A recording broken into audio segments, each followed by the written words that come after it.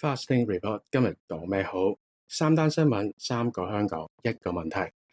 今日 Fasting Report 開始咧，會分為兩個部分。第一個部分係免費訂閱嘅部分，咁大概係5分鐘時間到。咁另外一個部分咧就係要訂閱咗 Policy Express Bundle 先至可以聽到嘅完整足本版本，大概20分鐘到。咁我哋呢個版本咧係一個預告版本嚟嘅。你準備好未？要準備好，我哋即刻開始今日嘅 Fasting Report。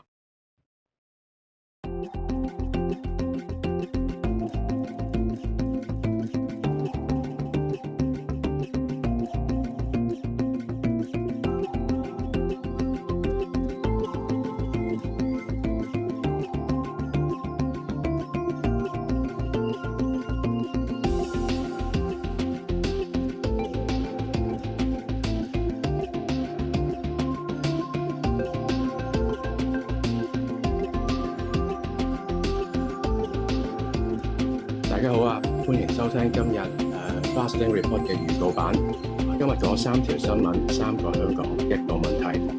今日係2026年5月2號，勞動節嘅第2日。琴日香港發生咗3件事。一間科技巨頭靜靜雞買咗個競爭對手，政府為工人爭取到加1蚊1個鐘，仲有一個問責機制喺立法會度仍然揾緊答案，揾咗好多年都依然揾唔到。嚟緊呢5分鐘，我哋直入核心，我哋開始睇第一單新聞。第一單新聞 Uber 收購 Flytaxi 喺搶灘規管前夕做呢個大動作。喺琴日Uber 宣布收購本地網約車平台 Flytaxi， 官方嘅說法就係話支持的士業發展，為司機提供更大嘅經濟機會。聽落呢個唔似係時線，似乎係一步棋啊！喺規管者仲喺度起草緊法規嘅時候市場主導者已經收埋晒對手嘅棋啦，都唔知點捉啦。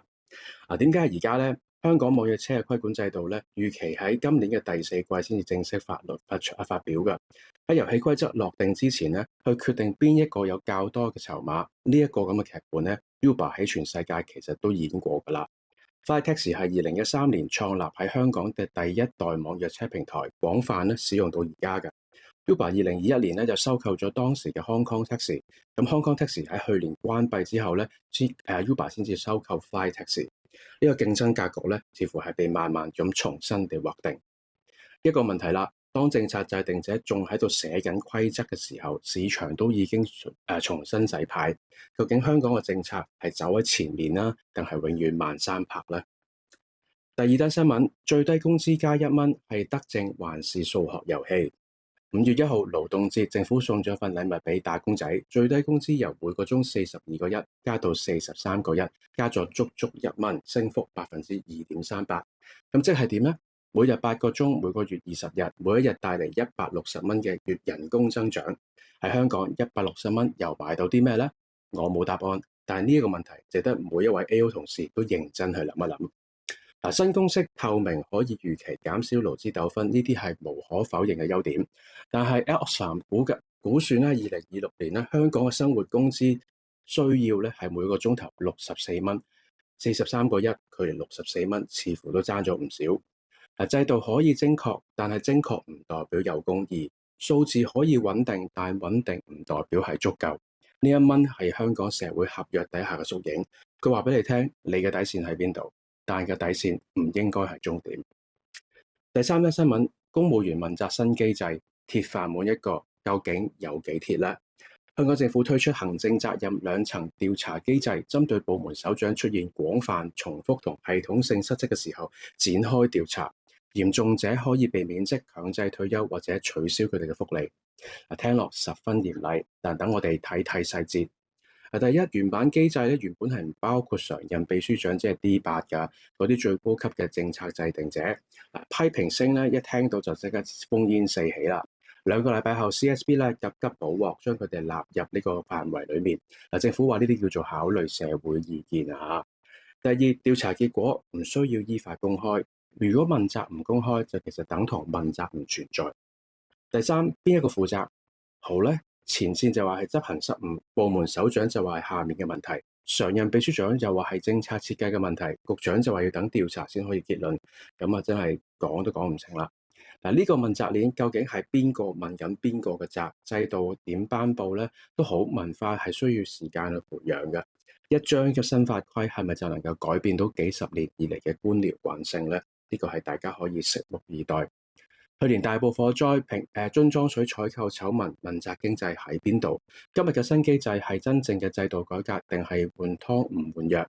有人咧就話佢呢個係 baby steps 都應該值得鼓勵。咁但係 baby steps 之後，我哋仲需要行幾遠呢？以上係今日花生 report 裏面嘅呢個預告版本。完整版本裏面，我哋會有呢3條新聞嘅深度政策分析，係 GRE 時候備考嘅框架建議、面試答問題嘅策略，同埋更加多嘅見解。而家咧就已經 upload 咗上 Policy Express Bundle 嗰度咧，可以俾大家訂閱㗎啦。大家只要一訂閱就可以解鎖足本嘅內容。3條新聞，3個政策問題。如果聽日你坐喺 AO 或者 EO 嘅面試室裏面，考官問你香港最低工資有何利弊？網約車規管面對乜嘢結構性挑戰？或者你又點睇香港新公務員嘅問責制？你嘅答案準備好未呢？我哋為你準備好政策簡報組 Policy Express Bundle， 每個月2份深度政策簡報，持續累積，等你嘅政策分析能力能夠走喺考試官嘅面前。唔要新聞摘要，而係要政策制定者嘅分析視角、考試嘅答題框架同埋面試必備嘅政策語言。政策觸覺由今日開始，歡迎大家上我哋官網去訂閱 PrimeRiseBook 嘅 Policy Express Bundle。我哋下一集再見，拜拜。